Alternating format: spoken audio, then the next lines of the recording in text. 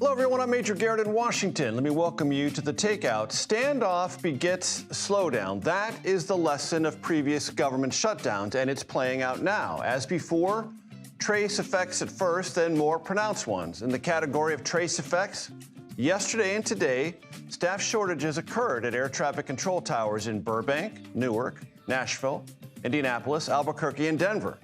Some of those shortages passed with a simple shift change. Others lasted longer. Each sent unwelcome ripples through the system, and flight delays are beginning to manifest. Yesterday, Hollywood Burbank Airport, just north of Los Angeles, was shut down for hours.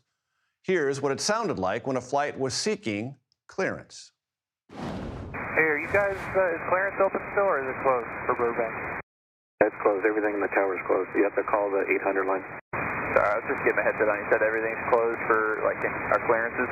The clearance is closed, ground's closed, local's closed. The tower is closed due to staffing. So you just contact SoCal on the 800 number in the green book for your clearance. Transportation Secretary Sean Duffy said this is not an organized sick-out, that the unions are cooperating and the airlines are managing as best they can. Safety, Duffy said, will require actions as we're taking at Burbank if there are simply not enough air traffic controllers. So far, this has only created flight delays, not cancellations. But the stress on the system is evident, and Duffy said concerning. To explain those stresses, we turn to our senior transportation correspondent, Kris Van Cleave, who joins us from Sky Harbor Airport in Phoenix.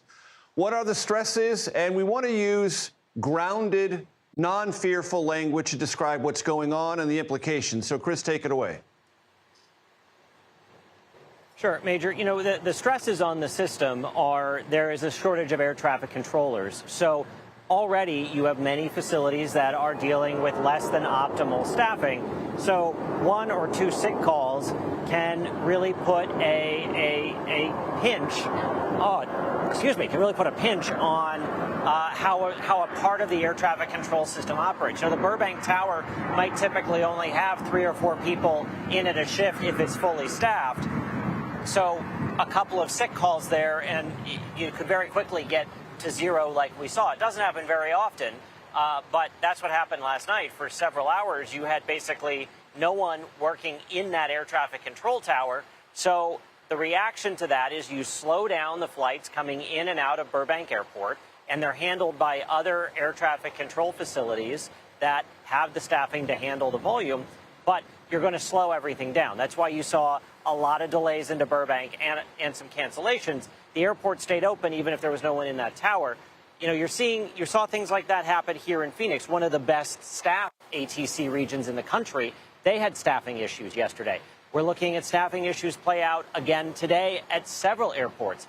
Chicago O'Hare, Nashville is seeing long delays at a time when you have a lot of events going on in Nashville today, so that could really disrupt people's abilities to get to some of those events. Those are sort of the real-world impacts you're seeing. You're seeing delays. You know, if normally 5 controllers are working and they can handle 50 airplanes, now there are 2. Well, they're not going to handle 50 airplanes. They're going to handle 20 airplanes, 25 airplanes. So that's delays. That's the potential for cancellation. So far, what we have seen are the delays. You know, we are seeing more of these staffing issues than are normal. The union will say this is not a coordinated effort, that this is normal. It is not normal, but it also doesn't look to be a coordinated effort because it only takes 1 or 2 people calling in sick. And that could be it's flu season. That could be they feel overwhelmed by the fact they're not being paid. There are a lot of reasons why people could be taking sick time right now.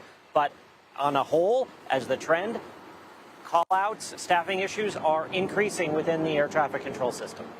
Comprehensive as always. Kris Van Cleave, thank you so very much. I appreciate it.